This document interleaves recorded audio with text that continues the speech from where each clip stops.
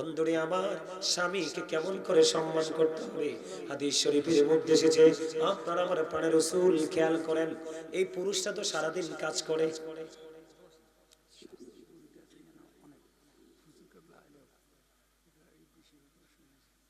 আমার আওয়াজ বুঝেননি আপনারা? পুরুষরা সারাদিন কাজ করে না?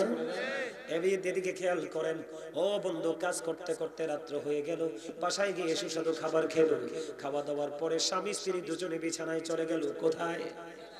বিছানায় চলে যাওয়ার পরে স্বামী যখন স্ত্রীকে ভালোবেসে আদর করে, অত্যন্ত প্রেমময় হৃদয় দিয়ে স্ত্রীকে যখন কাছে ডাকবে, কিন্তু স্ত্রীটা বেয়াদব। কে?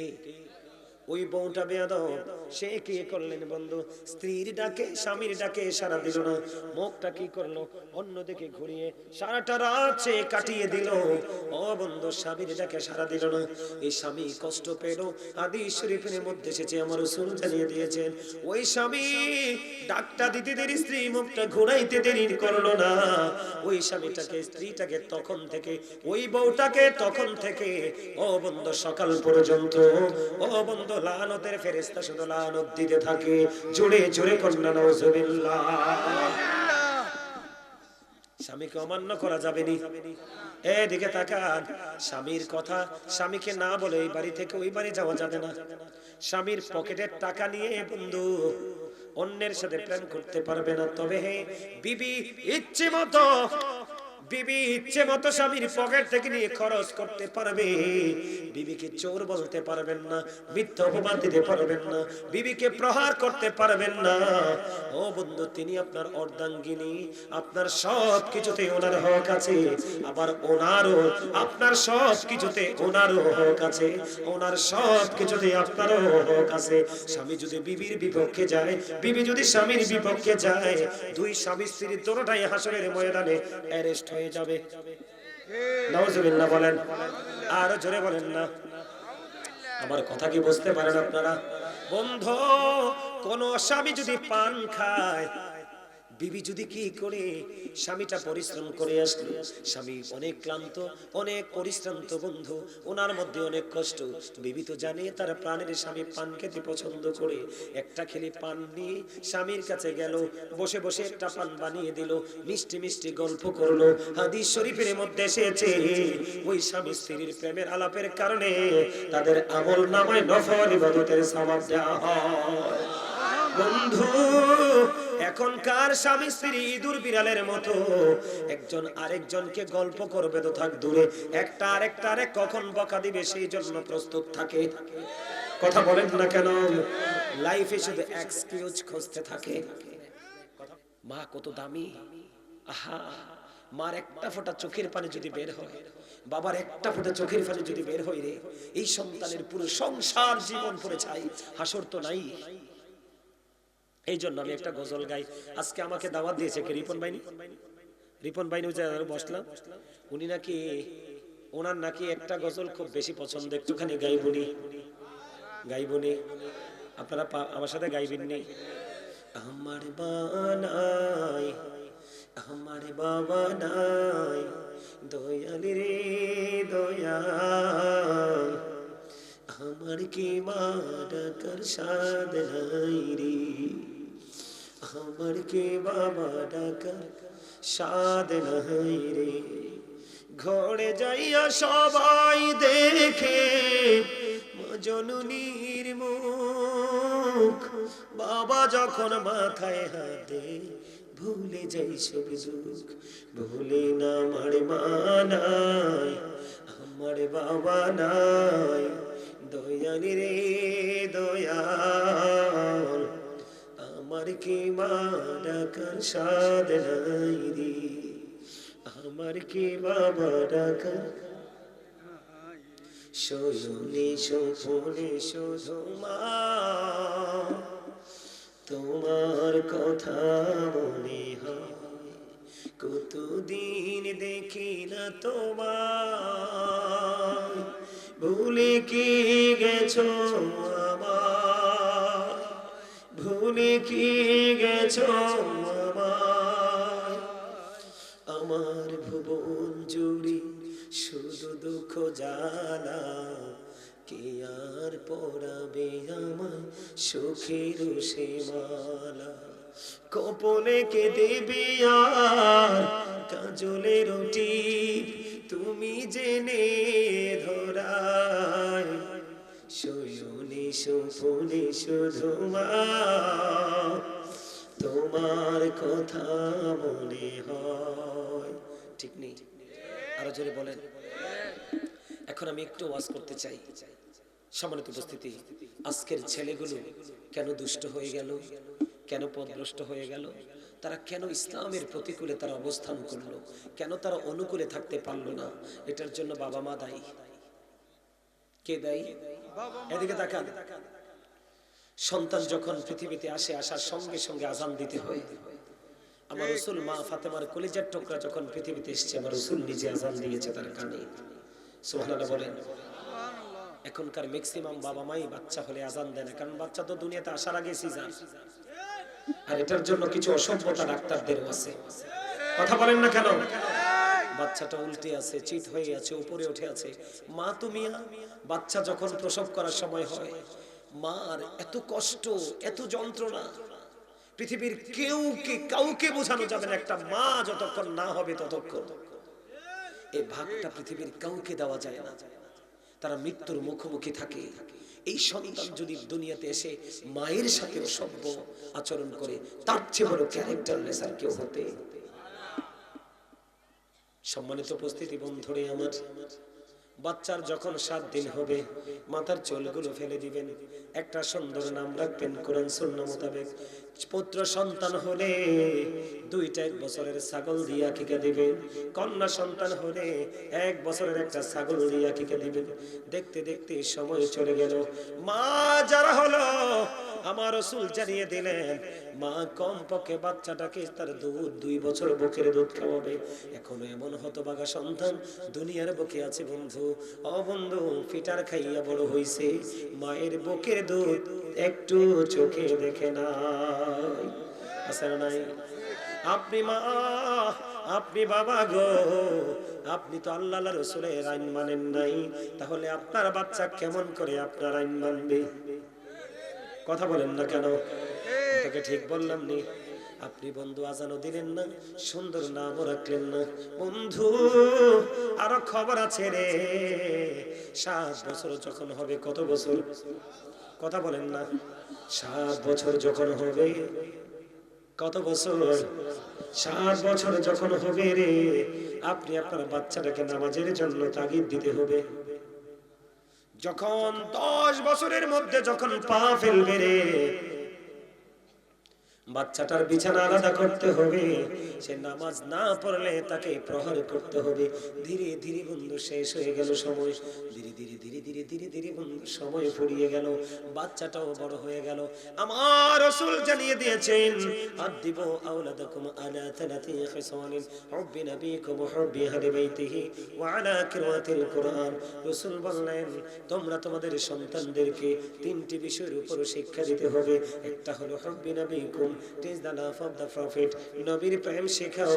এরপরে বলেছেন হুব্বি আহলি বাইতিহি, নবীর পরিবারের ভালোবাসা শেখাও। এরপরে বলেছেন আলা কিরাতিল কুরআন, কোরআন তেলাওয়াত শেখাও। কয়টা বাবা মা শিখাছেন বলেন? কয়টা বাবা মা শিখাইছেন সন্তানকে শিক্ষাটা? শিখাইছি আমরা? তো বাচ্চা মানুষ হবে না, মানুষ হবে কেমনে? এজন্য আপনাদেরকে, বাচ্চা শুধু পৃথিবীতে আসলেই চলবে না, বাচ্চাটা পৃথিবীতে আসার পরে কি করতে হবে?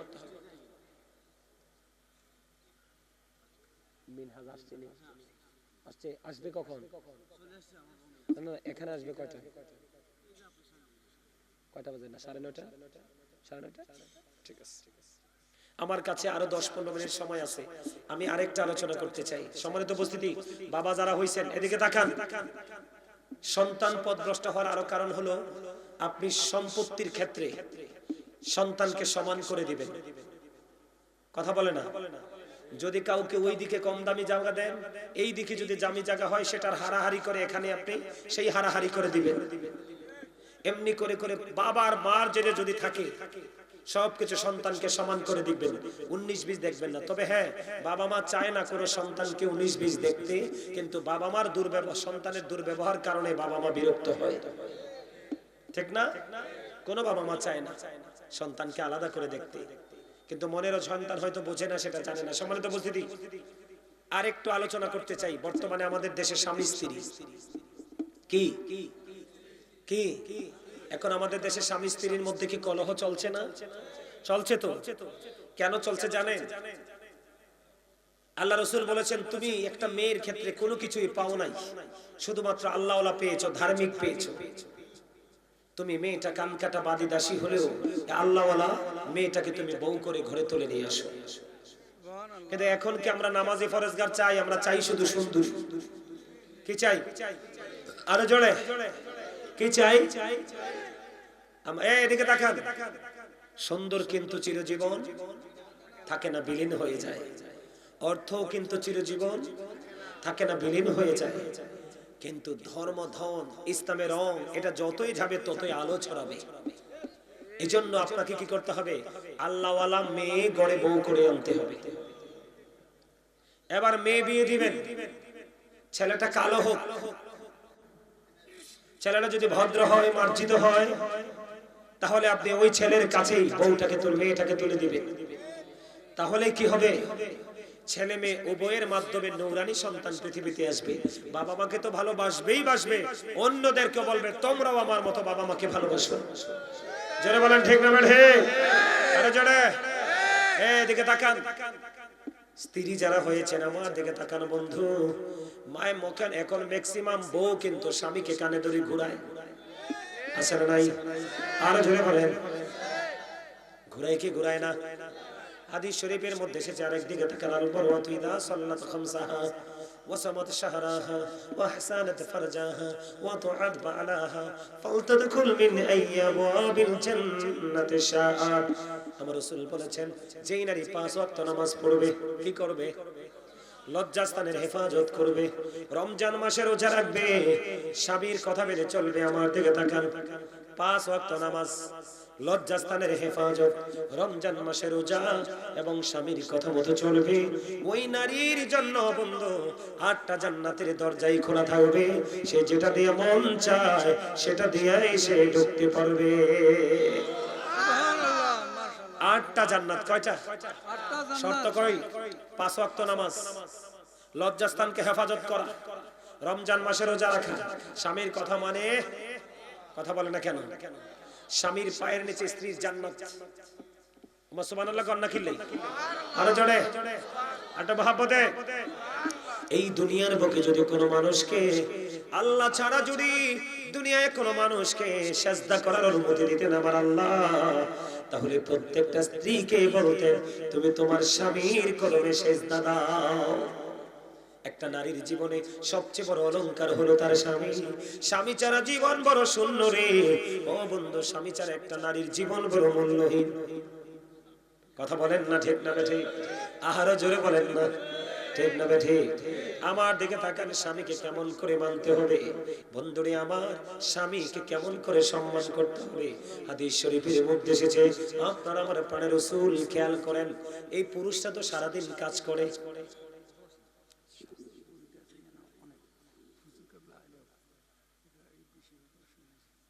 আমার আওয়াজ বুঝেননি আপনারা? পুরুষরা সারাদিন কাজ করে না? এদিকে খেয়াল করেন ও বন্ধু, কাজ করতে করতে রাত্র হয়ে গেল, বাসায় গিয়ে সুস্বাদু খাবার খেলো, খাওয়া দাওয়ার পরে স্বামী স্ত্রী দুজনে বিছানায় চলে গেল। কোথায়? বিছানায় চলে যাওয়ার পরে স্বামী যখন স্ত্রীকে ভালোবেসে আদর করে, অত্যন্ত প্রেমময় হৃদয় দিয়ে স্ত্রীকে যখন কাছে ডাকবে, কিন্তু স্ত্রীটা বেয়াদব। কে? ওই বউটা বেয়াদব। সে কি করলেন বন্ধু? স্ত্রীর ডাকে স্বামীর ডাকে সাড়া দিল না, মুখটা কি করলো অন্যদিকে ঘুরিয়ে সারাটা রাত সে কাটিয়ে দিল। ও বন্ধু, স্বামীর ডাকে সাড়া দিল না। এই স্বামী কষ্ট পেল।